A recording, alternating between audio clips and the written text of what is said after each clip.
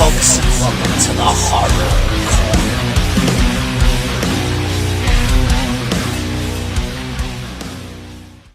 Good evening, folks, and welcome to the Horror Corner.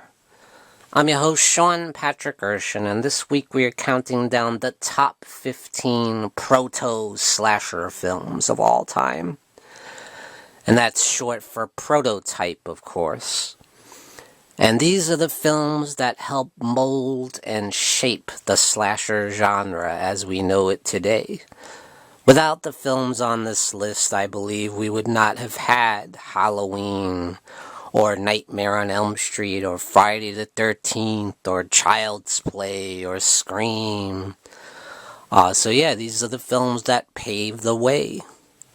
And some of them might not necessarily be full-blown slashers, but they introduce a lot of elements that were later used in slasher films. They heavily influence the slasher genre. Okay, with that being said, let's get right to it. In at number 15 is going to be Hands of the Ripper from Hammer Films. Of course, this is based around the legend of Jack the Ripper. And it's about Jack the Ripper's daughter who witnesses her father murder her mother right in front of her.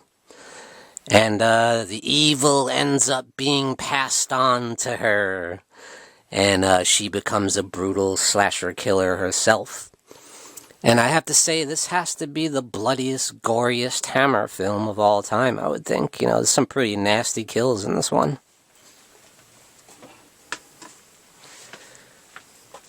In at number 14 is going to be The Bird with the Crystal Plumage from the great Dario Argento in his first Giallo feature from 1970.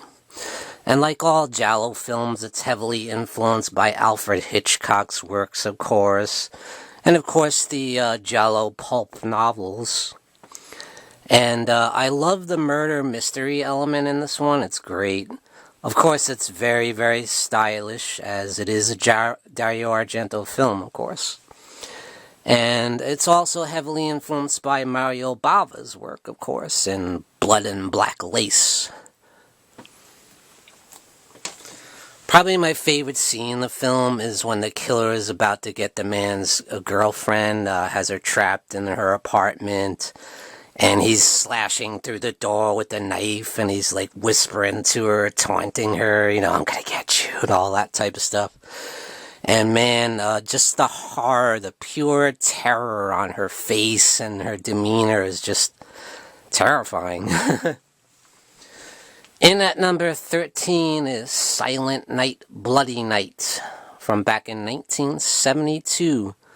Which I believe is the first Christmas horror film as far as I know. Correct me if I'm wrong in the chat.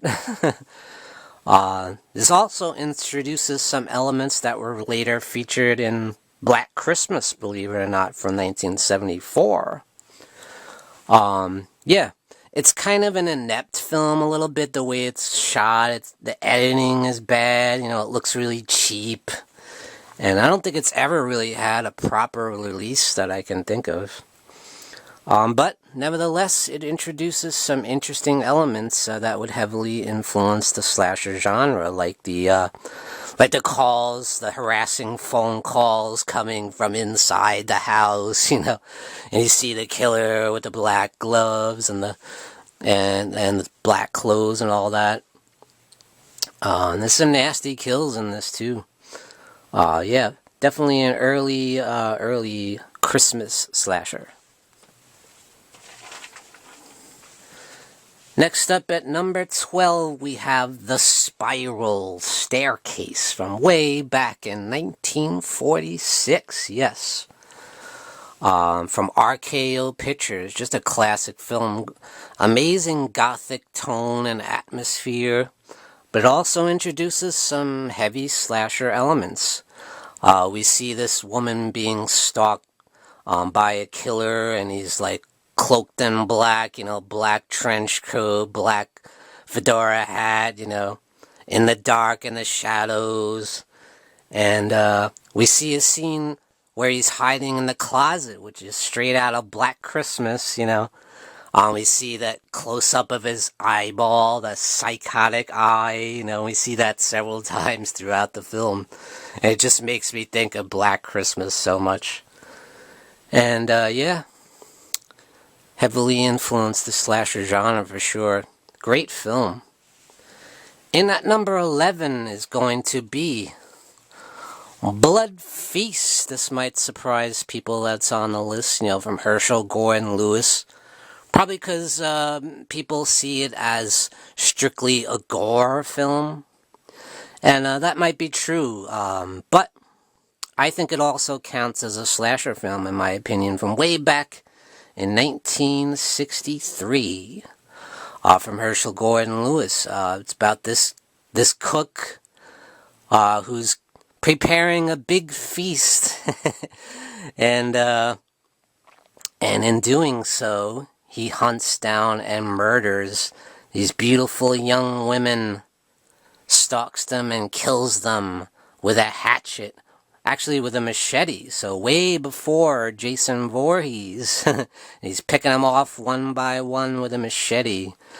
And yes, it certainly revels in the gore, no question about that, but I mean, look at Terrifier, that revels in the gore just like Blood Feast, right? And that's certainly considered a slasher movie. In at number 10, we have House of Wax with the great Vincent Price. Yes, classic movie. From way back in 1953.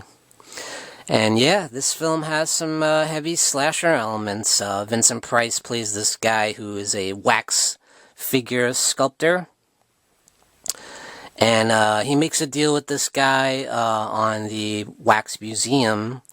And he just wants to sell it off and get rid of everything that Vincent Price has worked so hard for. And he does not take kindly to that. And they get in this big brawl. And, they're tearing the museum apart. And the place goes on fire. And the whole place burns down. And, he's left for dead, basically. And you think he's dead, but no. He comes back and takes his revenge, and he dresses up in this outfit with the black cloak and hat, and he goes around killing people one by one in true slasher fashion. In at number 9 is going to be Dr. Jekyll and Sister Hyde from Hammer Films, which is, in my opinion, the most underrated Hammer film of all time.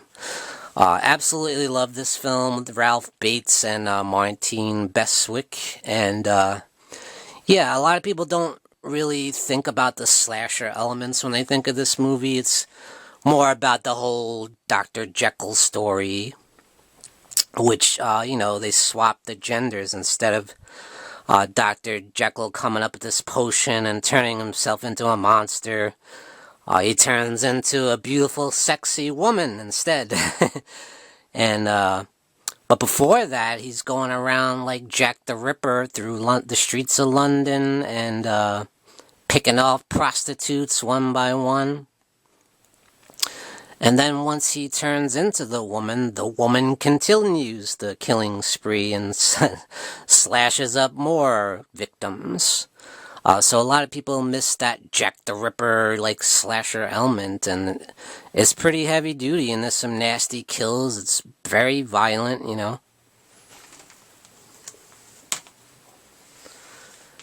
Next up, we have 13 Women from way back in 1932. Holy crap, the slasher genre goes back that far?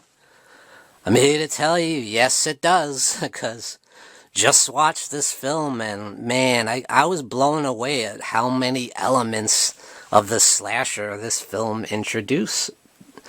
Yeah, I mean, you got this woman who was at a sorority, and she's of mixed race. She's half Japanese and half Hindu, I believe. And she ends up getting tormented and bullied by the other sorority sisters, and she ends up leaving the sorority. And now she's taking her revenge on all the sorority sisters. I mean, just the thought of a sorority, how popular is that in the slasher genre? Um, yeah, she is in bed with this psychic called the Swami, and she works with this guy to like give these fake readings and send them to these women, these horrible readings that say you're gonna die, or someone else is gonna die at your hands, or you're gonna kill yourself, you're gonna commit suicide, and the women just freak out, and they believe it because they believe everything he says.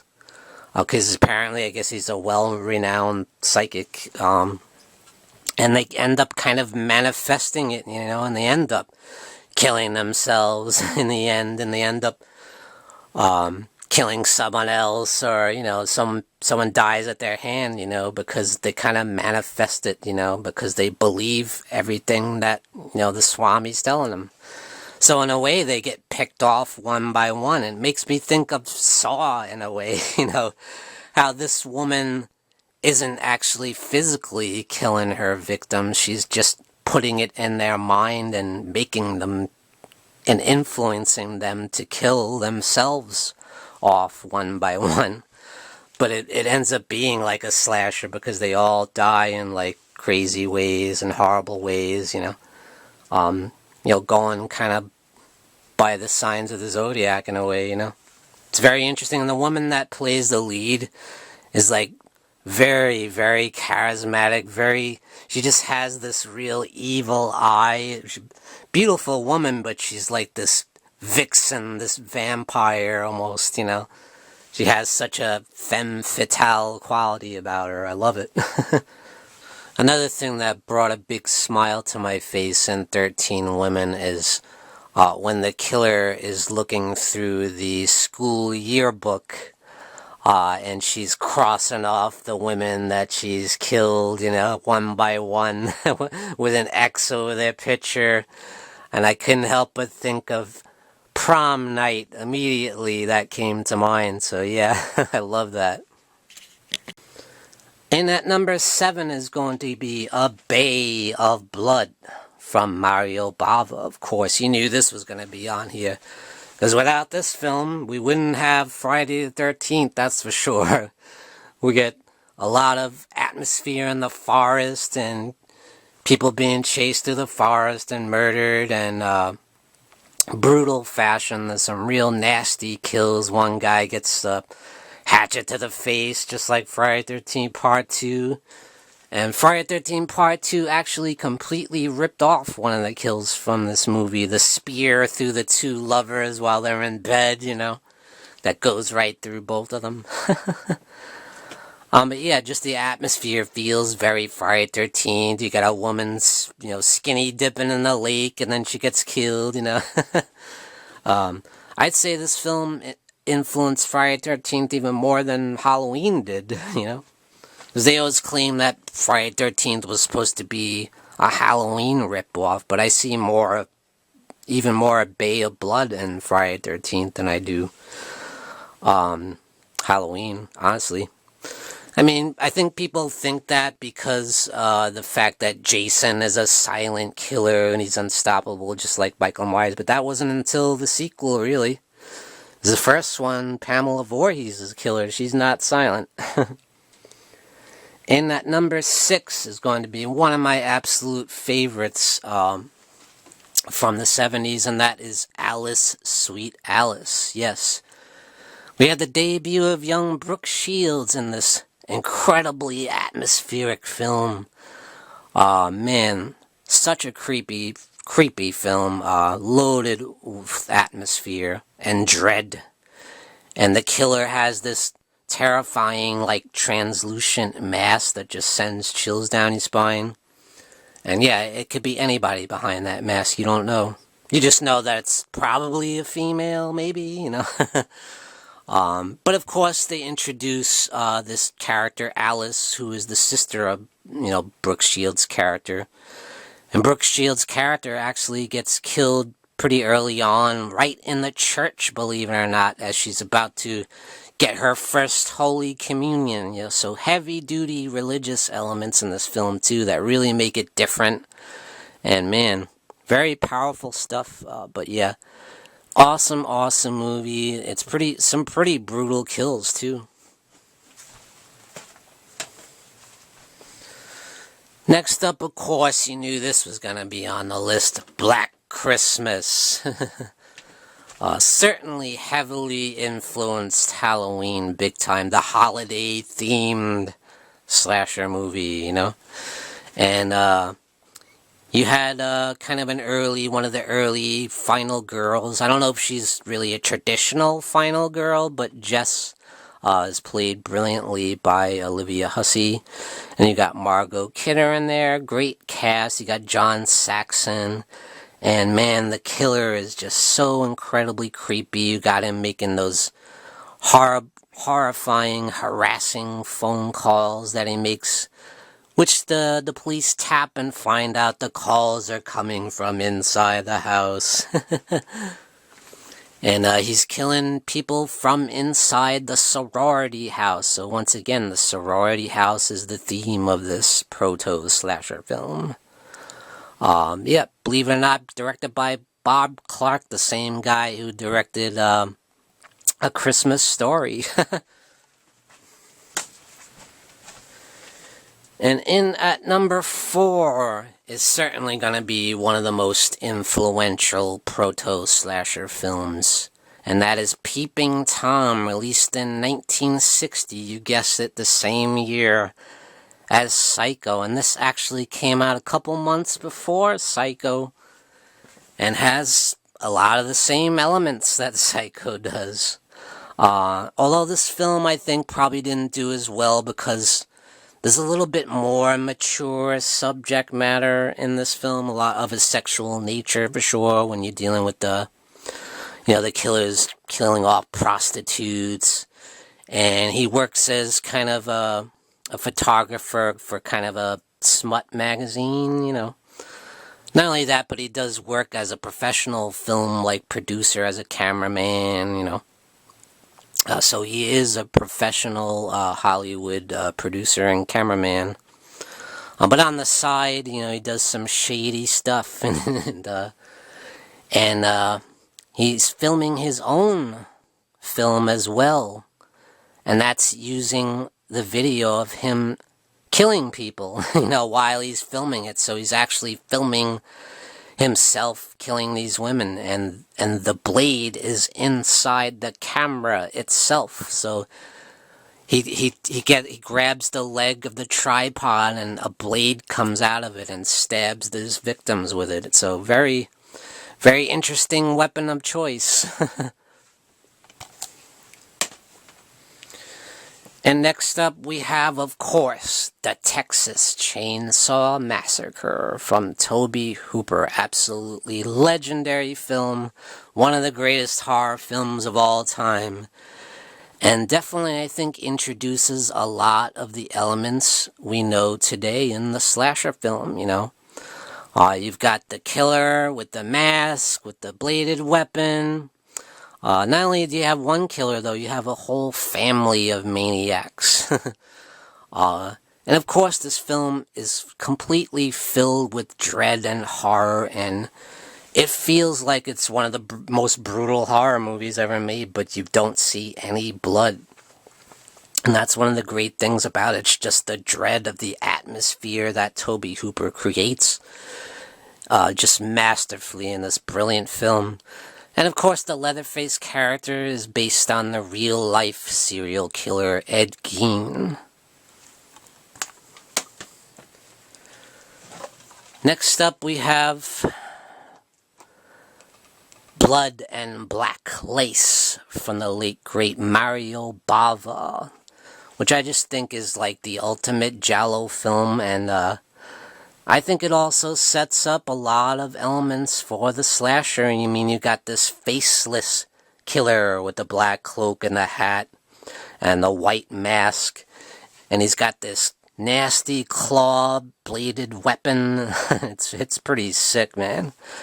And, he's picking off these fashion models one by one in brutal, grisly fashion. And man, super, super stylish film. I mean, I think Dario Argento probably owes his whole career to Mario Bava with this particular film. It's so stylish, incredible lighting. You get all these magnificent uses of color, these bright colors of blue and green and pink and all throughout the film, and it's just so beautifully shot, so stylish. And in that number one, you probably were wondering why you didn't see this film on the list yet. But it's probably not a huge surprise. It's Psycho from Alfred Hitchcock, of course, the masterpiece from 1960, starring the late great Anthony Perkins and Janet Leigh. And yeah, so many elements of the slasher. So many slasher films bite off Psycho, don't they? I mean, so many elements of Psycho are used in slasher movies, especially the mommy issues with the killer, yeah, the shower scene. We've seen a lot of shower kills in slasher movies that try and emulate Psycho, of course. And the suspense and the mystery elements of Alfred Hitchcock are so beautifully portrayed in this film. Incredible lighting, incredible camera work. It's so stylish, and in that infamous shower scene, you don't really see barely any blood, yet it feels brutal because you hear the cuts happening, and the way the camera edits and cuts the shots. I mean, it feels so visceral and violent, and man. And the character of Norman Bates, is like this human monster, And here we are in 1960 when, we're finally getting out of kind of the monsters of the Universal and all that stuff and getting into more real life style threats. And of course, Norman Bates is based on Ed Gein, the real life serial killer. So, Ed Gein influenced a lot of horror movies, didn't he? Like Silence of the Lambs, Texas Chainsaw Massacre, and of course Psycho. And like I said, with the Giallos, it influenced so many of the Giallo films, try to emulate that Alfred Hitchcock style, that murder mystery element.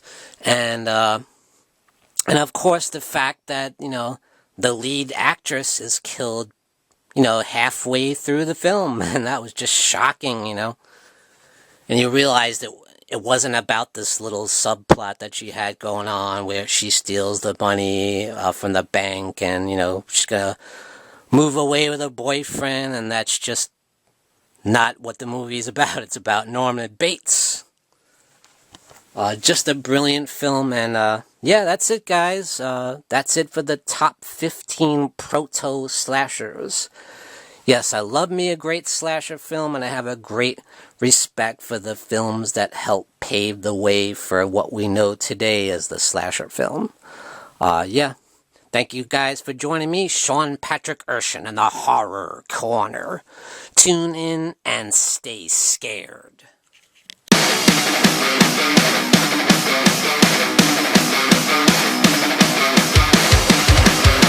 Good evening, folks, and we got some brand new merchandise for you over at www.thehorrorcona.com, and that's CONA.com. Representing the Horror Corner. Great new design. We got the Morbid Hour live stream there, you got the Horror Hangout live stream there, and you got my nemesis, the Dark Fate. So grab your t-shirt over at www.thehorrorcona.com. And we also got this beautiful new mug. Look at that. Very, very cool. Thought that came out really nice. So grab your merchandise today over at www.thehorrorcona.com.